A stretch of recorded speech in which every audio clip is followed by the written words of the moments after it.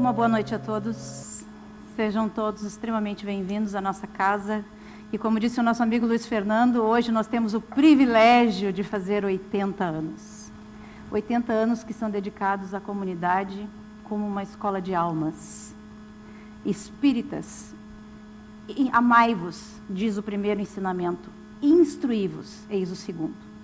Então, a Humberto de Campos, dentro daquilo que ela se propõe a fazer, estamos lutando bravamente para conseguir fazer o nosso trabalho sempre da forma mais adequada possível. E nós agradecemos a toda a comunidade que, principalmente no período da enchente, que foi uma coisa tão... Como é que eu vou dizer? Que palavra eu devo usar? Desafiadora, muito obrigada. Nós recebemos da comunidade uma confiança que nós ficamos extremamente felizes por saber que o trabalho que nós estamos fazendo, ele tem respaldo, ele tem confiança daqueles que vêm nos buscar e daqueles que vêm nos trazer. Então hoje, abrindo a Semana Espírita, o mês Kardec, né? Nós temos o nosso tema, trabalho e toda atividade útil. Mas, afinal de contas, o que trabalho tem a ver com isso, Luiz Fernando? Puxa vida, eu já trabalho o dia inteiro, eu vou na casa espírita de noite para assistir uma palestra, para receber meu passe e vou ter que ouvir falar de trabalho. Mas o que trabalho tem a ver com isso? O trabalho permeia a nossa vida sempre. Do momento que nós nascemos até o momento que nós voltamos para o plano espiritual, nós estamos trabalhando. O caso é que nós temos a ideia errônea de que trabalho é aquilo que é remunerado. E não é verdade.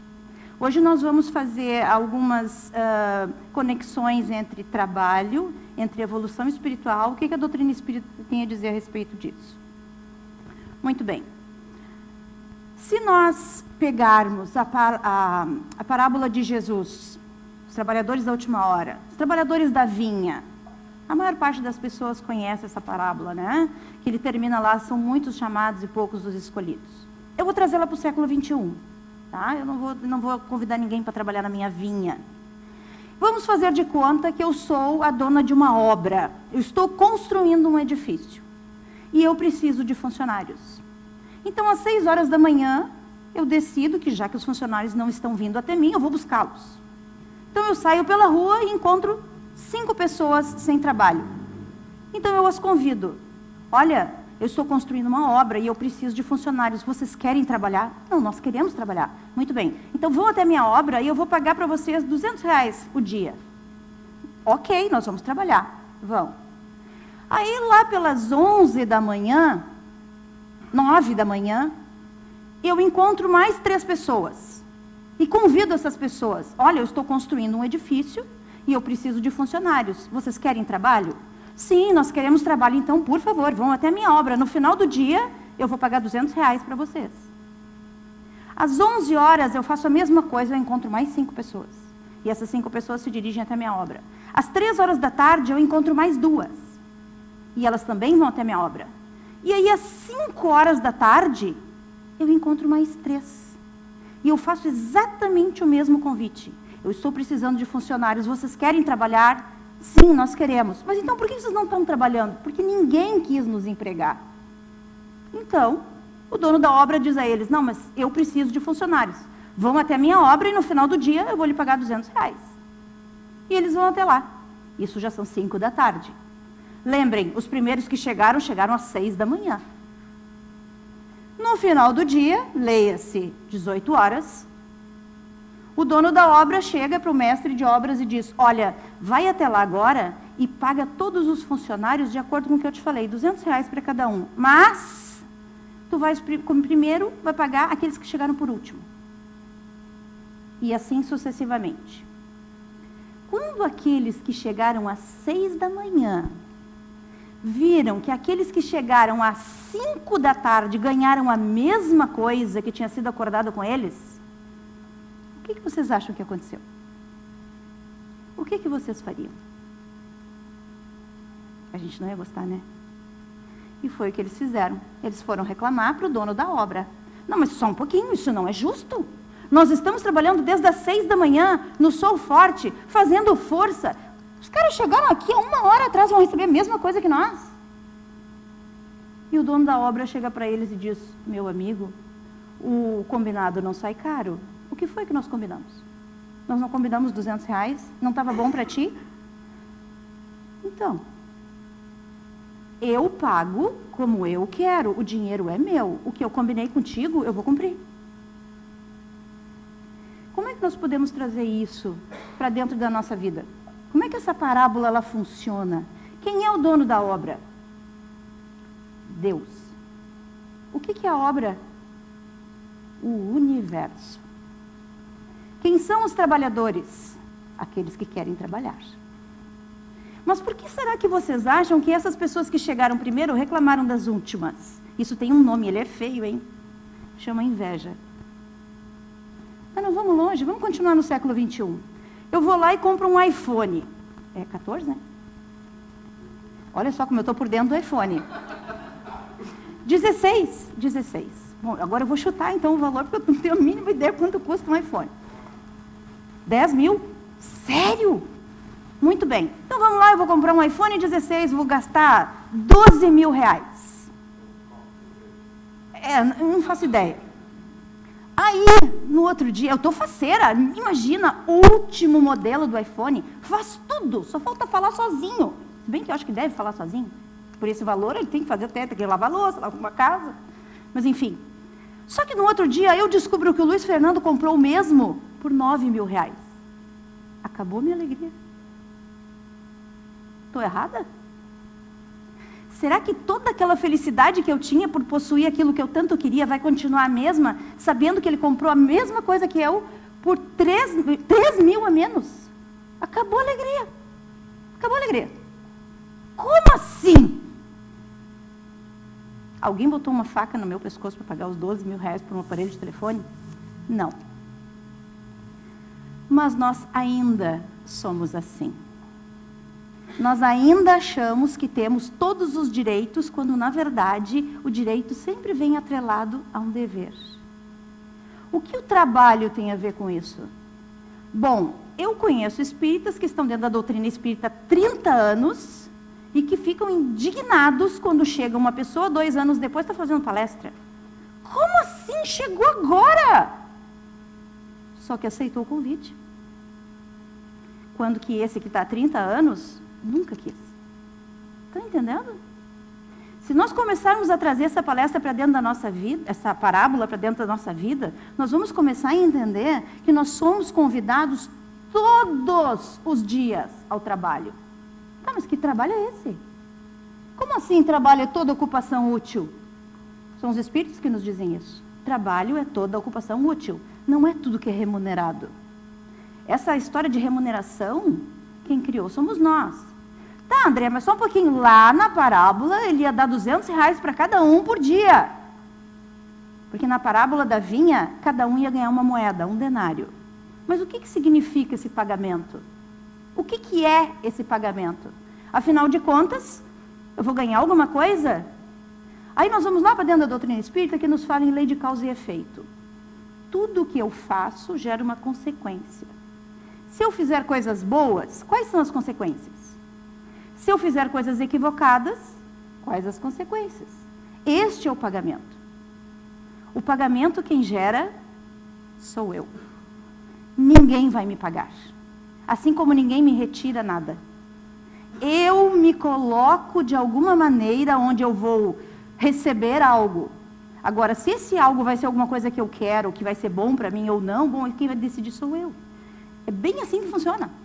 Somos nós que acabamos por decidir. Então, essa parábola, ela termina com são muitos os chamados e poucos os escolhidos. Tá, mas então Deus escolhe? Como assim? Aí nós temos que parar um pouquinho e dar vamos fazer um reset aqui, vamos dar uma zerada. O que é Deus para mim? O que, não quem. Porque se eu disser que Deus é alguém, eu estou definindo, não temos como definir Deus. Deus é o que?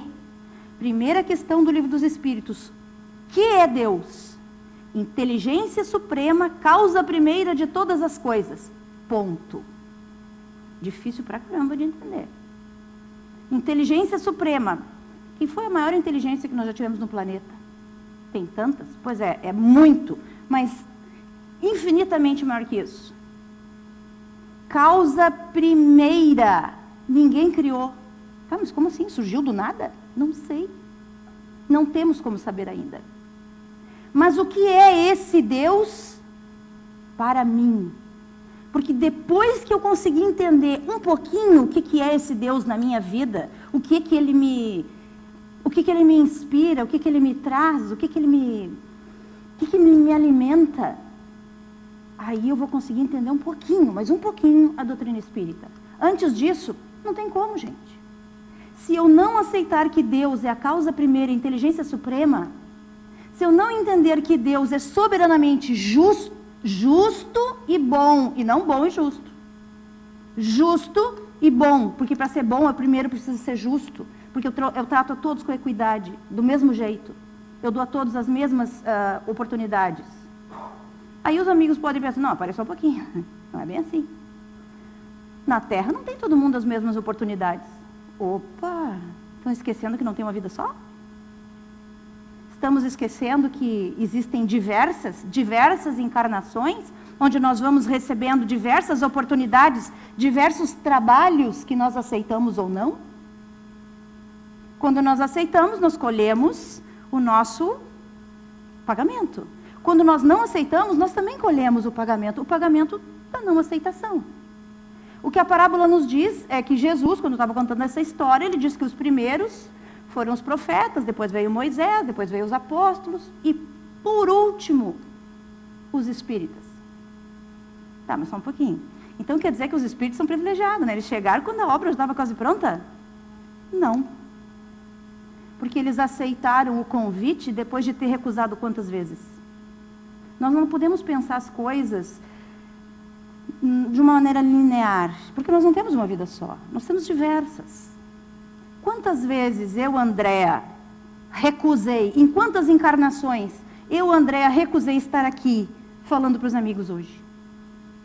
Quantas vezes eu não fui convidada em outras oportunidades e eu disse não, agora não, eu não estou preparada. Porque a gente ouve muito isso, sabe? A gente ouve muitas pessoas dizerem não, eu vou estudar na casa espírita, mas eu não estou preparada para trabalhar. Eu tenho uma notícia para dar. Ninguém vai estar preparado antes de trabalhar. Porque é trabalhando que a gente aprende. Só. Não tem outro jeito. Chico Xavier dizia que só tinha uma forma de evoluir, que era desidratando, ou pelo suor ou pelas lágrimas. Pelo suor, trabalhando, ou pelas lágrimas, se arrependendo de não ter trabalhado. Então, assim, não existe outra forma de evolução sem ser o trabalho. Que tipo de trabalho? Bom, aí fica a cargo de cada um. Bom, nós temos que ter bem claro na nossa cabeça duas coisas. Existem duas coisas muito diferentes. Uma coisa é informação, a outra coisa é conhecimento. Nós temos diversas informações. Por exemplo, 2 mais 2 são 4. Isso a gente aprende lá no ensino fundamental, a gente decora. Quando nós passamos essa informação para conhecimento, nós ficamos sabendo que 1 mais 1 mais 1 mais 1 é 4, que 2 vezes 2 é 4, que 1 mais 3 é 4, que 3 mais 1 é 4 e assim por diante. Aí é conhecimento. No momento em que eu consigo introjetar essa informação dentro de mim e fazer com ela links com outras coisas, eu consigo fazer analogias, eu consigo fazer... Sabe? Aí é conhecimento. O fato de eu saber, conhecer o Evangelho, isso é informação. Conhecimento é quando eu consigo botar o Evangelho dentro da minha vida. Evangelho quer dizer boa nova. Quando Jesus vem e nos convida a trabalhar, Ele não está fazendo um bem para nós. Ele está nos dando uma oportunidade de nós escolhermos o que nós queremos fazer, porque temos o livre-arbítrio.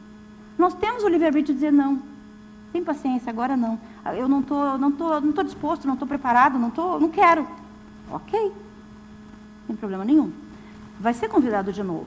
E de novo, até que tu vai aceitar. A questão é, o que é que vai acarretar todos esses nãos que nós damos para Deus? Porque o cavalo, meus amigos, ele passa encilhado todo dia. Todo santo dia. Até o momento em que não tem mais cilha. Não tem mais sela.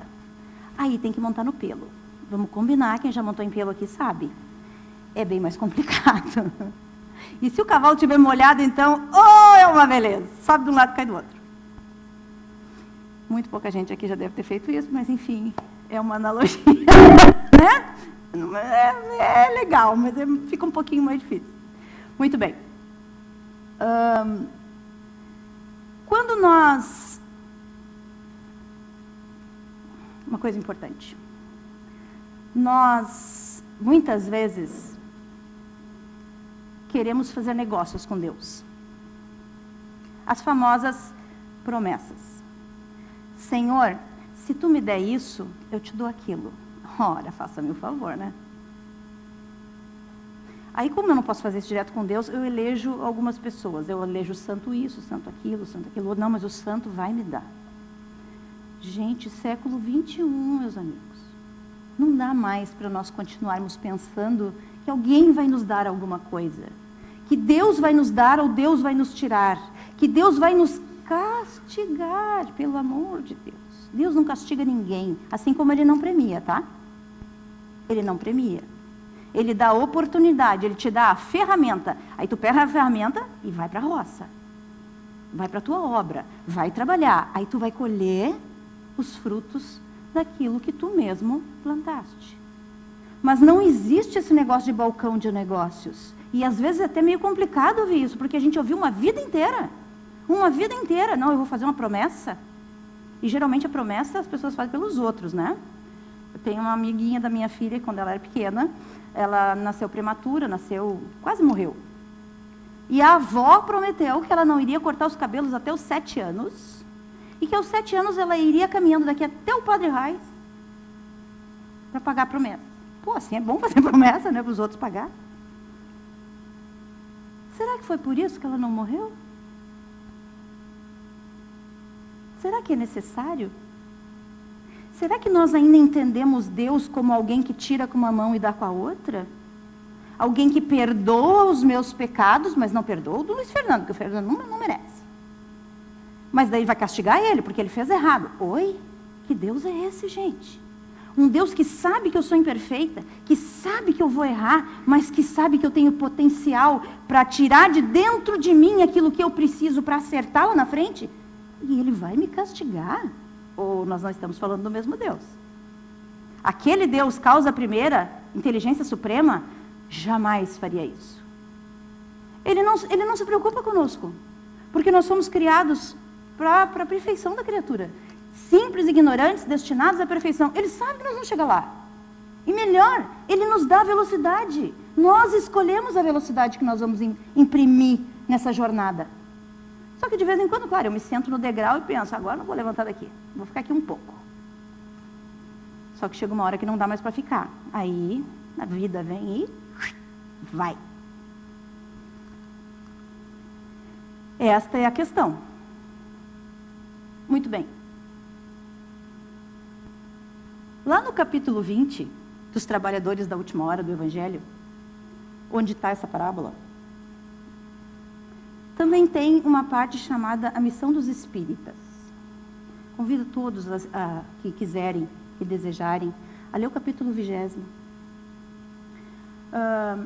Ali, quando se fala em missão dos espíritas, e vejam bem, os espíritas não são privilegiados. Os espíritas não são melhores do que ninguém. Porque o que importa é a maneira como tu te comporta pela vida. Não importa se tu é muçulmano, se tu é espírita, se tu é umbandista, se tu é católico, não importa. Para Deus, não importa. Então, para nós também não tem que importar. Para mim, não importa se vocês são espíritas ou não. A única coisa que me importa é que eu estou fazendo a minha parte. O melhor que eu posso. Muito bem. Lá diz o seguinte, que o espírita é aquele que faz de tudo para domar as suas más tendências. Sim, porque nós as temos. Porque nós ainda estamos num planeta de expiação e provas, onde a predominância é do mal. Como assim? Está querendo dizer que eu sou má, André? Sim, só que esse é mais um conceito contaminado. Maldade não é aquela coisa que morreu para o inferno, que não tem mais jeito. Até porque o inferno não existe. O céu e o inferno estão aqui. O dia que eu for para o plano espiritual, eu vou levar o meu céu ou o meu inferno junto comigo. Não vai ter um lugarzinho me esperando lá. Vai junto comigo. Muito bem. Então, se o espírito é aquele que faz de tudo para domar suas más tendências, por quê? Porque ele tem o conhecimento de que tudo depende dele. E isso não é fácil. Raul Teixeira tem uma palestra muito interessante no YouTube, onde ele diz o seguinte: ser espírita não é para quem quer, é para quem realmente deseja, porque é difícil.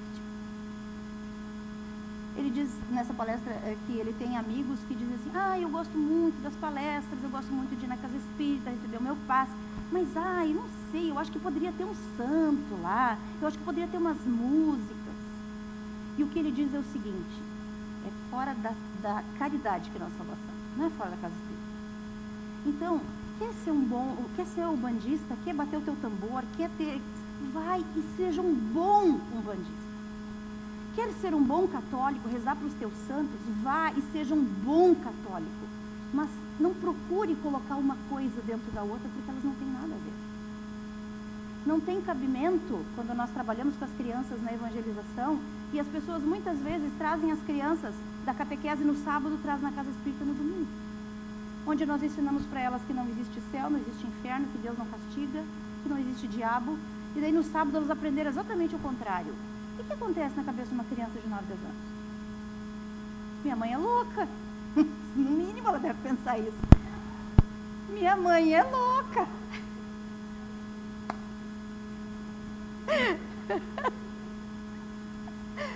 Muito bem. Quando nós conseguirmos entender que nós somos... estou falando por mim. Eu sou espírita, convicta. Tá? E como eu disse antes, eu sou melhor que ninguém. Absolutamente melhor do que ninguém. Porque tenho algumas coisas que, assim, com muita dificuldade consegui conquistar. Muita dificuldade. Mas tem tantas ainda pela frente. Tantas. Muitas. Só que a doutrina espírita não é aquela coisa assim: para ser espírita, tu tem que ser assim. Até porque nós espíritas escutamos muito das pessoas: mas tu não é espírita. Sou, mas não sou trouxa. Porque às vezes é isso que as pessoas esperam de nós. Sugar o máximo que elas podem, porque elas acham que ser espírita é ser santo. Não. Continuo tendo as minhas imperfeições, e são muitas, muitas. Mas, como homens no mundo, nós temos que escolher qual é o nosso posicionamento. O que é que me serve, o que é que já não me serve mais. O que é que eu quero para mim? Quais são as coisas que eu quero? O que eu quero adquirir para mim? E quando eu quero falar em adquirir, eu não estou falando em posses materiais. Eu estou falando em ser e não em ter. O que é que eu gostaria de corrigir em mim para que eu chegue mais rápido nessa minha dita evolução, que demora pra caramba, parece que não chega nunca? O que é que eu tenho que modificar em mim para que as coisas fiquem um pouco mais tranquilas nesse caminho? O que está faltando? Eu tenho que modificar isso, tenho que modificar aquilo. Nossa Senhora, se eu começar a enumerar, eu até vou desanimar. Então vamos fazer o seguinte, vamos fazer uma lista de importância. Vamos escolher 5 coisas, da mais fácil até a mais difícil. Vamos pegar mais fácil. Muito bem, digamos que eu seja uma pessoa impaciente, e eu sou. O que é que eu suporto mudar em mim nesse momento? Porque se eu fizer para mim uma meta que é inatingível, eu vou desistir. Barbada. Eu sempre dou esse exemplo. Vou fazer uma dieta e vou perder 30 quilos num mês. É possível? só se eu adoecer. Então, o que acontece? Eu boto uma meta lá em cima, porque inconscientemente eu sei que eu não vou conseguir, e daí quando eu não consigo, eu digo, viu, ó, eu disse que eu não ia conseguir. Aí tem aquela frase, que eu sempre cito também, porque eu acho que é muito importante. Aquele que diz que consegue e aquele que diz que não consegue, estão certos. Ninguém vai conseguir alguma coisa por mim, somente eu. Ah, mas então como é que eu faço? Bom, vamos com calma. Vamos eleger metas mais a curto prazo, metas menores. Sabe quando chegar na meta, a gente dobra a meta? É mais ou menos assim. Muito bem. No momento em que eu consigo entender que no século 21 eu tenho como modificar algumas coisas em mim para que essa velocidade aumente um pouco, eu tenho que parar e pensar muito bem, quais são essas coisas? Nós estamos num século onde falar de Deus, falar de Jesus é uma coisa que dá vergonha. Ou dá vergonha, ou tu é fanático e espanta as pessoas. Não existe um meio termo. Já notaram? Na faculdade eu vejo muito isso. Ninguém fala de Deus. Parece que é proibido. Uma menina uma colega minha foi batizada numa religião que ela entrou agora, e ela feliz mostrou lá, ela sendo batizada no Instagram, todo mundo debochando da guria no outro dia. Eu fiquei assim, tá, mas só um pouquinho, por quê? Porque ela manifestou que Deus é importante para ela? Nós estamos num século onde, cadê Deus? Por isso que nós temos que saber muito bem o lugar que Ele ocupa na nossa vida. Porque nós não somos mais um. É que nem a mãe da gente dizia, tu não é todo mundo. Pois é, para Deus também é assim, tu não é todo mundo. Então, está na hora de nós começarmos a escolher o que nós realmente queremos, porque a busca é sempre a mesma. É nos tornarmos homens de bem. Lá no capítulo 20 também tem o homem de bem. Não se assuste. Como eu disse, vamos começar do mais fácil para o mais difícil. Porque ali ele dá algumas características do homem de bem que nós ainda conseguimos compreender, porque aquelas que nós não conseguimos ele nem coloca ali. Quer ver? Lá no capítulo Sede Perfeitos, desculpe, no capítulo 17. Vamos deixar barato o que ele diz ali. Ele diz que o homem de bem é aquele que cumpre a lei de justiça, amor e caridade. Terceira parte do livro dos Espíritos das Leis Morais. Justiça, amor e caridade. Quando a gente fala nessas coisas mais complexas, assim, a gente começa a pensar, puxa vida, mas a perfeição é uma coisa muito distante de mim. É muito distante. Só que se nós não começarmos devagarinho, nós não vamos chegar lá. Né?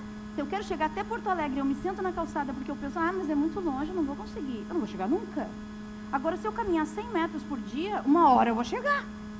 De que jeito eu não sei, mas eu vou. Mas tudo é escolha. Tudo na vida é escolha. Bom, quando nós viemos falar em trabalho, e na minha visão, eu acho que o trabalho tem tudo a ver com os trabalhadores da última hora. Lá na Lei de Trabalho, na terceira parte do Livro dos Espíritos, das questões 674 a 685, tá? Os Espíritos nos dizem, trabalho é toda ocupação útil. Útil para quê? Para quem? O que é utilidade? Porque às vezes uma coisa útil para mim não é para Fernando. Né? Nós mulheres, por exemplo, nós temos diversas coisas que são utilíssimas dentro da nossa bolsa que os homens não entendem. Uma vez meu filho pegou minha bolsa, começou a tirar inútil, aí ele ficou só com a carteira. Mãe, isso aqui pode deixar. Só que para mim aquelas coisas eram úteis. Porque cada um de nós elege prioridades daquilo que nos serve. Ok, quais são as minhas prioridades? Quais são as minhas prioridades hoje? E quais são as minhas prioridades que eu quero que sejam daqui a 1 ano, 5 anos, 10 anos? Ah, não, mas tem muito tempo para pensar isso. Será? Será que eu vou chegar em casa hoje? Não sei. A questão é que nós estamos sempre esperando para começar o regime na segunda-feira. Aí a gente passa pelo sábado, domingo, come tudo que pode ou que não pode, na segunda começa o redinho. Não é assim que funciona. É quando eu decido, é agora.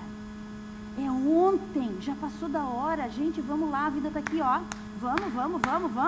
Tá na hora. E nós só, pé no freio. Não, só um pouquinho, ainda não. Tá muito mais confortável ficar aqui no sofá olhando Netflix. Só que a vida não é um sofá. Vai chegar uma hora que a gente vai ter que levantar. E daí, lembra a história do cavalo? Vai ser um pouquinho mais difícil. Muito bem. Conceito de utilidade no dicionário. Sempre diz respeito a uma meta, alvo, objetivo ou finalidade ao ser alcançada. Qual é a meta da nossa vida? Nós temos que definir. A meta do espírito, eu digo para vocês qual é? É a evolução, para a perfeição. E essa todo mundo vai chegar. Uns antes, outros depois. Todos, sem exceção, vão chegar lá. Então, o que é que eu estou fazendo de útil para chegar lá? Eu sou um trabalhador da primeira hora, da segunda, da terceira ou da última? Porque se eu estou na última hora, como eu disse antes, eu não sou um privilegiado, eu apenas aceitei o convite depois de ter recusado muitas vezes. Mas agora eu aceitei. Muito bem, eu aceitei e eu estou fazendo o quê? Eu estou sendo útil para isso ou estou esperando ser servido? Eu pego o meu livro, boto embaixo do braço, venho um dia na casa espírita para o estudo, aqueles que são associados à casa, venho um dia para o trabalho, só que eu nem abri o livro em casa. Eu acho que está esperando que seja por osmose, né? Bota embaixo do braço assim e espera que venha para o cérebro. Que nem eu fazia quando era criança, eu dormia em cima do livro de matemática para ver se adiantava alguma coisa. Nunca adiantou. Então, meus amigos, é uma questão de escolha. O que é que nós vamos escolher? Nós somos livres. Todos nós. Nós escolhemos exatamente a velocidade que nós vamos utilizar, o lado para onde nós vamos ir, de que maneira nós vamos chegar lá. Somos nós que escolhemos. Só que é muito melhor consertar o telhado antes que comece a chover. Porque vamos combinar que chovendo fica mais difícil. Bem mais difícil. E perigoso. Então, assim, para que serve a reencarnação? Já pararam para pensar? Ah, é para evolução do espírito. Sabe aqueles conceitos que... senso comum. Todo mundo sabe. Ah, a gente é para evoluir. E? Como é que evolui? Ah, não sei, nunca pensei nisso. Está na hora de pensar. Porque senão eu simplesmente vou me acomodando nos conceitos e esperando que eles aconteçam por osmose. Para que serve a reencarnação? Basicamente para duas coisas. Para a evolução do espírito e porque somos co-criadores. Deus cria e nós co-criamos. Nós auxiliamos na obra. Nós somos os operários. Quando nós queremos. Quando nós aceitamos o trabalho. Quando nós aceitamos ser úteis. Quando nós fazemos a nossa parte. Quando nós colhemos o nosso pagamento lá no final do dia.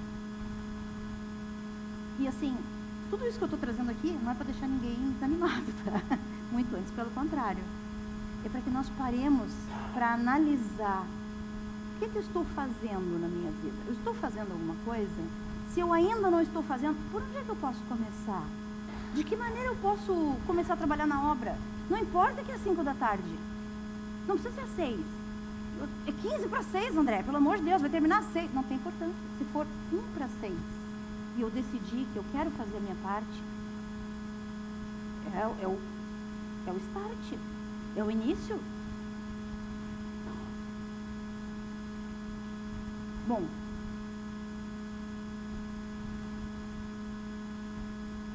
quando Jesus reencarnou na Terra, e ele é, segundo a doutrina espírita, o único espírito puro, chegou no mais alto calão de evolução. Quando ele chegou aqui na Terra, ele poderia ter nascido num castelo, ele poderia ter sido filho de um rei, e vamos combinar que a tarefa dele teria sido muito mais fácil, né? Só precisava mandar. Só que o cara resolveu ser filho de um carpinteiro pobre de Nazaré. Os nazarenos eram considerados, sabe, gentinha, porque eles não eram cultos. Muito bem. O cara nasceu num coxo, gente. Botaram ele num coxo, ele poderia ter nascido num castelo. O que Jesus quis nos ensinar com isso? O que Jesus quis nos ensinar quando escolheu 12 párias da sociedade? Agricultores, pescadores, prostitutas, coletores de impostos. Eram essas pessoas que seguiam ele. Por que ele escolheu essas pessoas? Por que ele nunca entrou no castelo lá do Herodes, assim, olha pessoal, o negócio é o seguinte, eu vim escolher aqui quem eu quero para trabalhar comigo, é tu faz teu culto, tua equipe, tu faz a tua. Não. Ele escolheu pessoas simples, pessoas do povo. Por quê? Porque aceitaram trabalhar. Para mostrar para nós que nós temos que começar de alguma forma e que nós não temos que esperar ser perfeitos para trabalhar. Para nos mostrar que o trabalho, ele enobrece e dignifica. Apesar de cansar às vezes, né? Às vezes cansa, mas ele enobrece e dignifica, desde que nós saibamos para quem nós estamos trabalhando. Para quê? Qual é a obra que eu estou construindo? Eu estou servindo de trabalhador para que tipo de obra? O que eu quero construir? Então, quando chegar lá na última hora e nos convidarem para o trabalho, aceite. Não é fácil, claro que não. Porque no momento em que nós entendemos que fazer o outro feliz é a felicidade, que nós temos que abrir mão do nosso orgulho, do nosso egoísmo, das nossas imperfeições, do nosso tempo, do nosso lazer, muitas vezes a gente pensa, será que eu vou? Ah, mas vai dar um trabalho isso. Só que lá no final, na hora de receber o nosso pagamento, nós vamos valer que valeu a pena. Eu agradeço a atenção de todos, desejo que todos cheguem bem em casa e que o trabalho nunca seja algo penoso, e sim uma coisa útil que nos traga muitas coisas boas. Muito obrigada a todos e uma boa noite.